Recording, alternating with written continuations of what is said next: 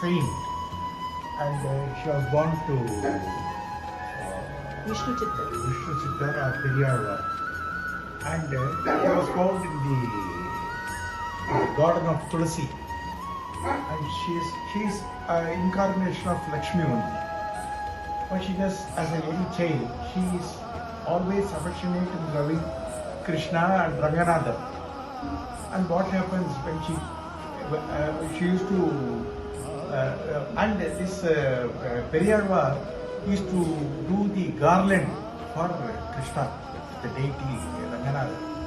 What happens? What she will do when he makes that garland, she will just wear it and look it with the mirror. That you can show.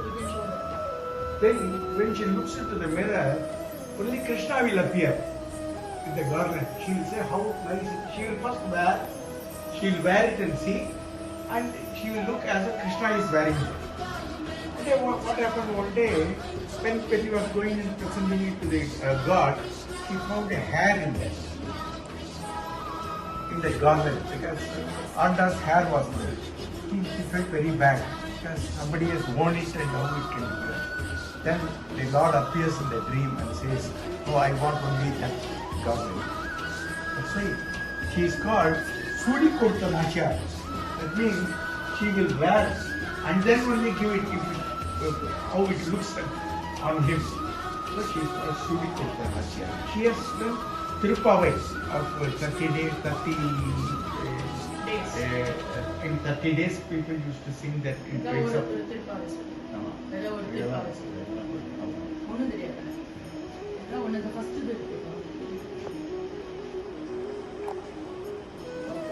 So then we have Putani, then this is a Krauncha Pakshi which he kills. They are all Rakshasas. Then there's a tornado, all as baby, like baby Krishna, to show that he is an avatar of Vishnu and he has got divine powers.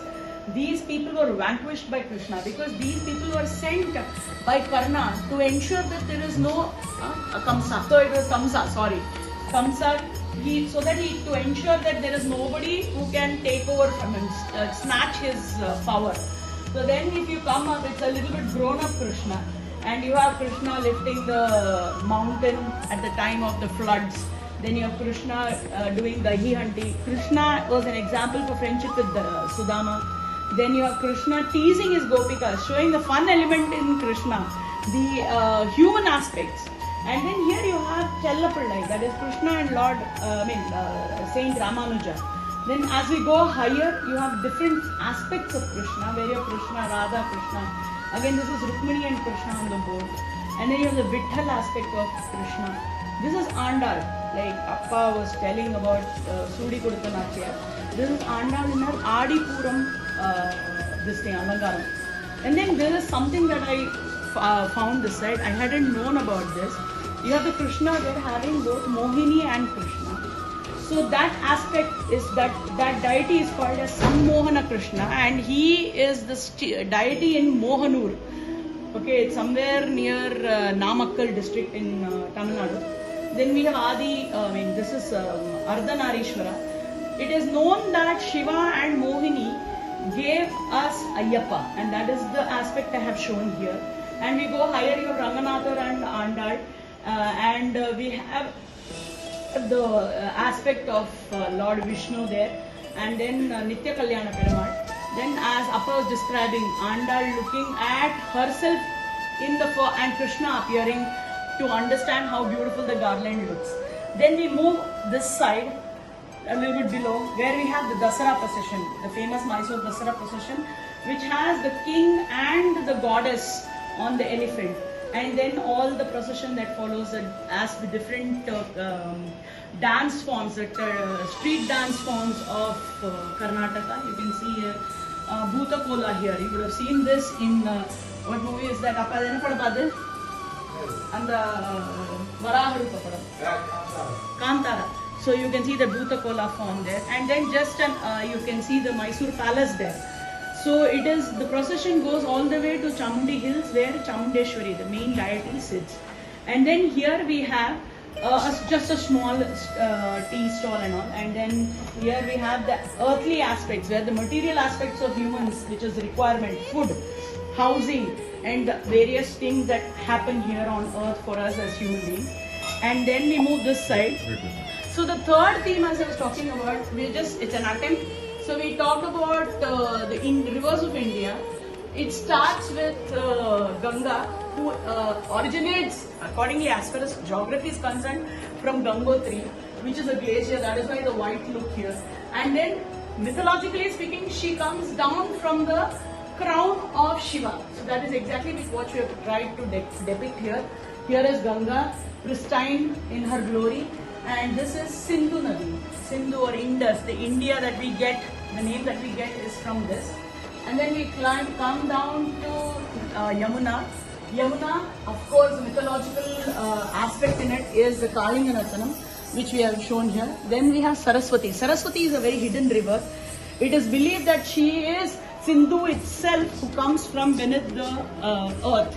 So she's a hidden river in the Triveni Sangama. It's Ganga, Yamuna and Saraswati, which we have shown in the three blues here. Hues, different hues here. And then we come down to Narmada. Narmada is the only river who goes out to the Arabian Sea. And then we have Godavari, the longest river in the Deccan Plateau. And we have Kaveri. Of course, we know Kaveri is always the crux of lot of water issues down south between Karnataka and Tamil Nadu. But she is for everybody. That's what she's trying to say here. And the mythological aspect that we have added here is the Gajendra Moksham. Gajendra Moksham depicts bhakti. Wherever there is bhakti, there is a divine always standing with you. So all you need to do is call out to the divine and he's always there. So all, as we already know, geographically speaking, all rivers go into the sea. And here that aspect of Samudra Mantanam in the sea, that is what we tried to, ocean we tried to depict here. Then we have, this is normally Gauri and Kartikeya, but I have just kept them as Raja and Rani here. And we have the Ashtalakshmi here. And as we go this side again, I would want to show you the Surya Bhagwan here with his 7 horses and his Sarathi. And then we have, this is Anjaneya, who is playing the Veena, which is something which really exotic. I have never seen this ever. This is the first time I have seen it, so I thought he should be a part of our depiction of things. So then we come here, we have the babies, the gods and goddesses in their baby form. So here they are very cute yet divinely powerful. And we have Saraswati, Lakshmi and Parvati. And here, as you can see, this is Bala Tripura Sundari. Bala, she is famously known as, she loves chocolates. So normally people who come and take blessings from Bala give her chocolates. So she is Bala Tripura Sundari. Now if you can see this, they are called as Marapachi or Patta the Bombay. So they are made up of red sandalwood, and this is a connectivity between earth and the heaven. So that is a depiction, because trees are rooted in the soil and reach out to the sky. So that is the importance of these dolls, and these are traditionally passed on from mother to daughter. It's a very matriarchal thing. So, and this is a requirement for us. They are very important for us. If you could see the video, everywhere you would see them, an aspect of them. So that's that. Thank you. This is something, this is a tradition or a culture of the south of India, where it is celebrated in Andhra Pradesh, Karnataka and Tamil Nadu. Andhra Pradesh and Karnataka call it Gombe Habba. Okay, Andhra is also called as Navratri Koluvu. It is called as Koluvu in Andhra, and Tamil Nadu we call it Golu. And in Karnataka it is called as Gombe Habba. So what actually is the purpose is, one is like in Dandiya, how you have people coming together. It's a community gathering where people tend to meet each other.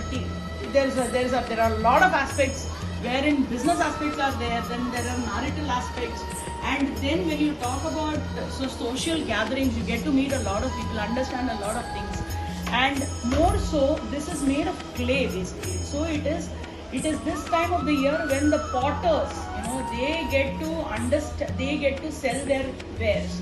And how do they grow? They grow by making these dolls. And the steps are normally in odd numbers. It is either 3, 5, 7. Or in temples, it is more than 7. They keep up to 9 and 11.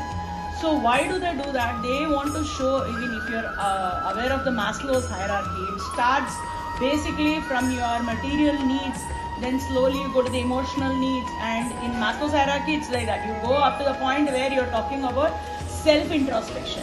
Similarly, self-introspection here means your connectivity with the divine. So you go from the earthly elements like your materialistic needs, then you go to the saints, then you go to the lesser gods, and then you go to the bigger gods. That's how it is depicted here. That is to show that even in an organization, you go from the lowest to the highest. So that is how it is here.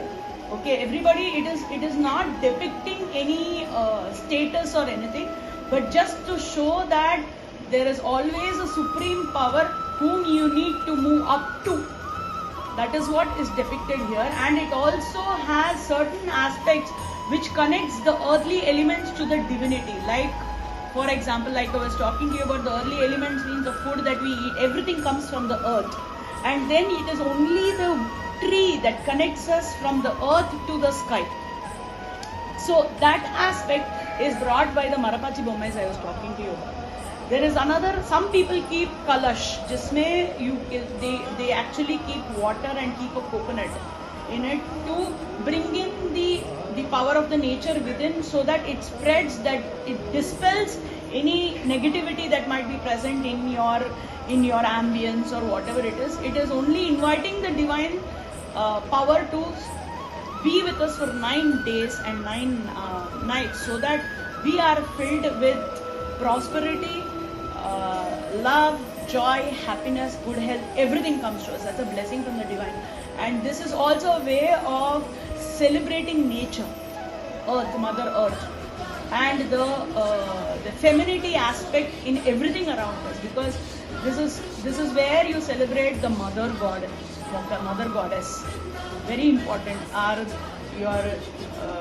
the mothers that are all there in every woman. The woman power, everything is celebrated in this span of 9 days, because Mother Earth, as we refer to her, herself is a mother. So we should respect all the women and the femininity around us, and also accept the femininity in each one of us. That's the thing about Navratri. Yes. So when are you keeping? So if you ask me since when have I been keeping, personally I've been keeping it from somewhere in 2003 or 4. And before that, my mother used to keep it, and even as kids, we have seen my grandmother keep it. So I would say ever since I was born. The dolls are passed on from generation to generation. If there are some dolls which I've got, which were kept during my grandmother's time, which was passed on to my mother, and my mother passed it on to me. So normally it's a very matriarchal thing, passing on from, that's the gift you get from your mother. The mother to daughter, and thus. What is the contribution of your dad in this? My dad's contribution is very high. He is the one who, he gives that overview, like, okay, this is right, this you can do. And, beyond that, I don't know. He always he gives the technical aspects. He talks about the lighting. See, everything is not just keeping the, there's an entire family thing in this. It's a kind of working together, the preciseness of it. Okay, clockwork madri. So like Appa will help us out with the lights, this light is good, you can change this, maybe position it like this, a technical aspect. Like for my son, physically he helps with a lot of things, setting up the lights, and then, setting up the stand, then keeping it up and down, that is a big task. Okay, and my daughter provides the creative nuances here. She always brings out, she says, keep it like this, set up the dolls like this. So many things. It is not just one individual person. So, how how did you develop interest in this? Who was the main person who brought this Thing in. thing in you? Okay. That even I should continue this. This I have seen from childhood, and I have always enjoyed this space because it is a social, it is a way to get to know people, and my mom used to make it look so beautiful, and it kind of, when when you're used to things being done, it kind of becomes a part of you. But I've never seen anyone doing such a large scale in today's generation. So what? It's a even motivation in, for even in me. the age group of your age, I have not seen anybody doing this in such a large scale in a city of Bombay. So what has motivated you basically to do this every year with so much of One involvement? is my mother, the other is my family. Because everybody is always, we are always waiting for Navaratri to happen. I don't know why. But you just can't give, sometimes you cannot give reasons. It's just there and it's just there. So, there's always a question that has been raised is, Lavanya, what do you do with these dolls when they are not on display? They're all packed and kept inside containers. I got specially these containers that we use while shifting the plastic, huge containers. I somehow find place for them. See, where there is a will, there is a way. When you wanted God, the universe always provides you a way and a norm to do things. So I got these containers. We get everything normally what the packers and movers do. We get all the material, pack it nicely, keep it. That is where my son is of, he's of utmost help. He very patiently stacks it up all behind. There is a chute area in our flat where we stock up everything. So that is where they are all there sleeping when they are not on display. And then there is a huge hubbub when we have to bring them out. Everything, push, move the furniture around, everything. So all the rooms are completely full, just like the steps are right now. How much time does it take for you to take out everything and then arrange everything? It takes me 2 weeks completely. And to put it theme-wise, what do you do? No, the theme is, I don't know, it just happens to us. Whenever a theme is supposed to be said, we think of a lot of things, but finally what happens is what the universe wants. Because when initially we wanted to put up only festivals this time, so that is why I went in and bought the Dasara procession. But then when I was looking out for these dolls, suddenly the reverse thing came to me, and then I said, why not show that also? Because there is a mythological aspect attached to that also. So the themes happen on their own. There's always a divine stroke in it. Do you keep on adding this every year, or it is stored only you're using? No, every year we add a few dolls. So now I have around some 16 cartons of dolls.